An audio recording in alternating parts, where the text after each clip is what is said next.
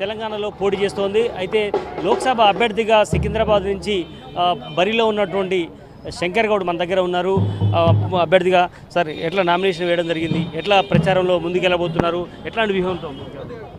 మేము ఈ సికింద్రాబాద్ పార్లమెంట్లో కుటుంబ పాలన వద్దనుకుంటున్నారు ప్రజలు.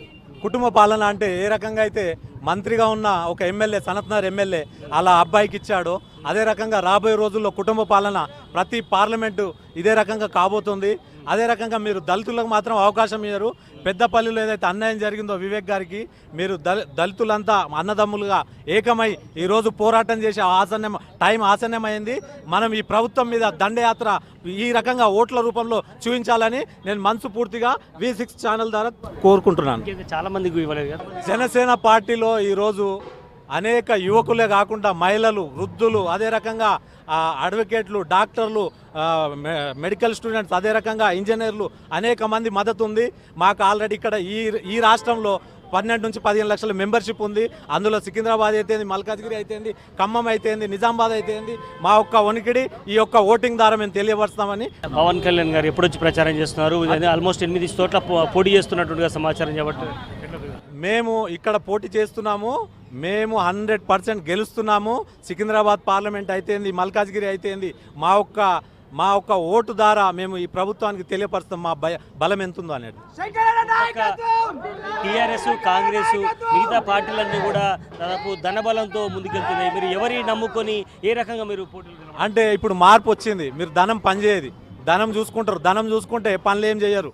మీరు ఒక ఎంపీ ఇంటికి పోతే పోరా నాయన డబ్బులు ఇచ్చి ఓటేసిపించుకున్నా నీకు నేను పని చేయ అంటారు. మీరు వాళ్ళు కావాలన్నా నేను కావాలన్నా మీరు తెచ్చుకోండి. డబ్బు కావాలన్నా శంకర్ గౌడ్ కావాలన్నా ఆలోచించండి. డబ్బు లేదు కానీ ధైర్యం ఉంది. ప్రజా సమస్యల మీద పోరాటం చేసే ధైర్యం ఉంది. నాకు పవన్ కళ్యాణ్ గారు స్ఫూర్తి.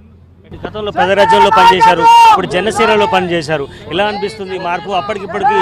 ఇలాంటి నేను నమ్ముకున్న నాయకుడు పవన్ కళ్యాణ్ గారు. ఆయన ఒక నీతి నిజాయితీ పరుడు.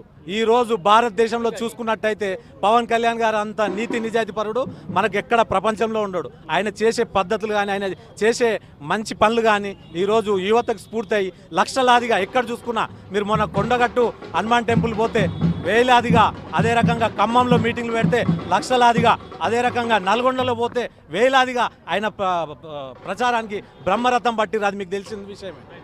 ఏ రోజు వచ్చి ప్రచారం చేయబోతున్నారు? అతి త్వరలో వస్తారు. ఆ షెడ్యూల్ రెడీ అవుతుంది. మీకు మీడియా ద్వారా పత్రికా ముఖాన తెలియజేస్తాం. ఇది పరిస్థితి.